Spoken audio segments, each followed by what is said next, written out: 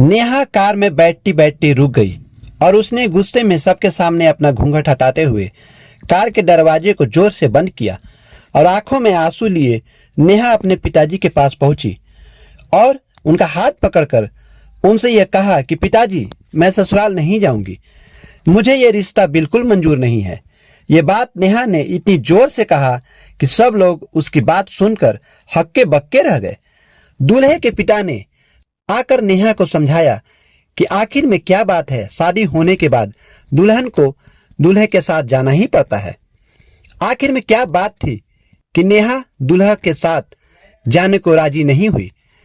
आइए, बड़ा ही दिलचस्प कहानी है, जानते हैं इस कहानी के बारे में। शादी के बाद विदाई का समय था। नेहा अपनी माँ से मिलने के बाद अपने पिता से लिपट कर रो रही थी और वहां मौजूद सभी लोगों की आंखों में आंसू थे। उस समय नेहा ने घूंघट निकाला हुआ था और अब उसका विदा होकर ससुराल जाने का समय हो गया था। तो जैसे ही नेहा रोती हुई कार में बैठने लगी, तभी उसकी छोटी बहन रोती हुई उसको दोबारा लिपट कर रोने लगी। तभी गाड़ी के पास खड़े नेहा के पति अविनाश से उसका दोस्त दिनेश कहता है, अरे यार अविनाश, यहाँ से घर पहुँचते ही सबसे पहले होटल अमृत बाग पहुँचकर एक बढ़िया सा खाना खाएंगे, क्योंकि यहाँ तेरे ससुराल में तो एकदम घटिया खाना था। ऐसा खाना तो हमारे यहाँ कुत्तों को भी नहीं देते।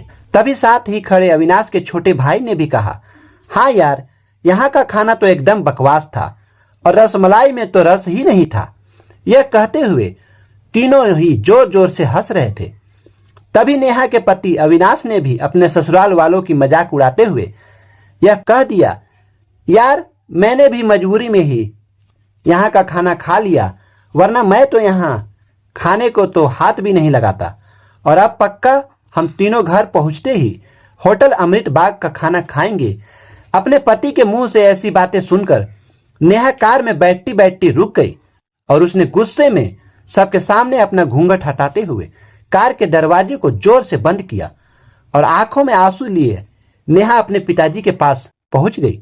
नेहा अपने पिताजी के पास पहुंचकर उनका हाथ पकड़कर उनसे ये कहा कि पिताजी, मैं ससुराल नहीं जाऊंगी। मुझे ये रिश्ता बिल्कुल मंजूर नहीं है। ये बात नेहा ने इतनी जोर से कहा कि सब लोग उसकी बात सुनकर हक्के बक्के रह गए। सब लोग नेहा के नजदीक आ गए और नेहा के ससुराल वालों पर तो जैसे पहाड़ ही टूट पड़ा। क्या वजह थी ये किसी को भी समझ नहीं आ रहा था। तभी नेहा के ससुर राधे श्याम जी ने आगे बढ़कर नेहा से पूछा, नेहा बेटी, बात क्या है? तुम अचानक ही शादी होने के बाद अपनी विदाई होने के समय यूं शादी को नामंजूर क्यों कर रही हो? तभी नेहा कुछ देर चुप रहने के बाद अपनी आंखों में आंसू लिए अपने ससुर से बोली कि बाबूजी, आपको पता है मेरे माता पिता ने अपने सभी सपनों को मारकर हम सभी बहनों को इतना पढ़ाया लिखाया और काबिल बनाया, और आप जानते हैं कि एक बाप के लिए उसकी बेटी क्या मायने रखती है। वैसे आप और आपका बेटा कभी नहीं जान सकते हैं, क्योंकि बाबूजी आपके घर में तो कोई बेटी है ही नहीं। और आप जानते हैं, मेरी शादी में आने वाली बारातियों के लिए खाने पीने की एक भी कमी न रह जाए, इसलिए मेरे पिताजी पिछले 3 महीने से रात को 2 से 3 बजे तक जाग कर मेरी माँ के साथ ये योजना बनाते थे कि रसोइया कौन होगा और खाने में बारातियों के लिए किस किस तरह का खाना बनवाया जाएगा और बारातियों को कहाँ बिठाना है, ताकि कहीं भी किसी को भी बुरा न लग जाए। और शायद आप नहीं जानते हो कि मेरी माँ ने पिछले 1 साल से एक भी नई साड़ी नहीं खरीदी, क्योंकि मेरी शादी में पैसों की कोई कमी ना हो जाए। और आज ही मेरी शादी में भी मेरी माँ मेरी बड़ी बहन की साड़ी पहनकर खड़ी है।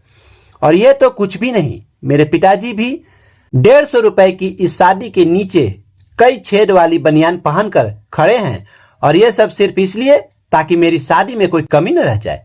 लेकिन इतनी मेहनत करने के बावजूद भी आज इस शादी में आपके बेटे को रोटियां ठंडी लग रही है, दोस्त को पनीर बकवास लगा और मेरे देवर जी को रसमलाई में तो रस ही नहीं मिला।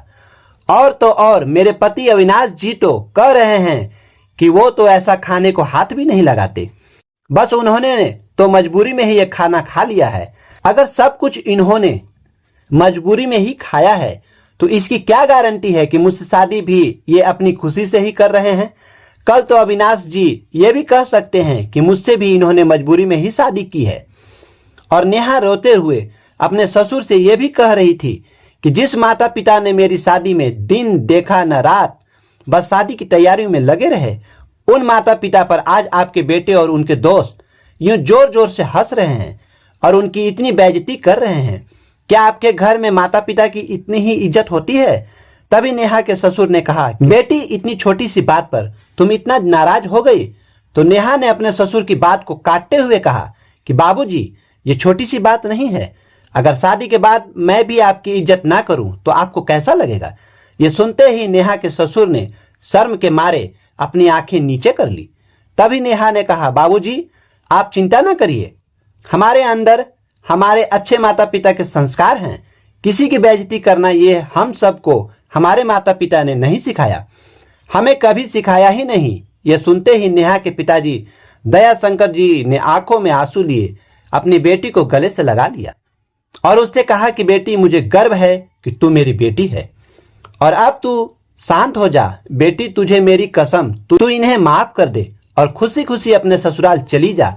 तभी नेहा का पति अविनाश भी नेहा के पिताजी और नेहा से हाथ जोड़कर माफी मांगता है और यह कहता है कि बाबूजी, मुझे माफ कर दो, सारी गलती मेरी ही है, लेकिन आज आपकी बेटी ने मुझे एक पिता की इज्जत करना सिखा दिया और आज के बाद मैं हर किसी के माता पिता हमेशा इज्जत करूंगा।